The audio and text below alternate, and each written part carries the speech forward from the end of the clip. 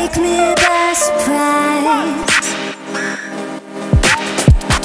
I'm gripping on to where I think I should arrive. We lie so vacant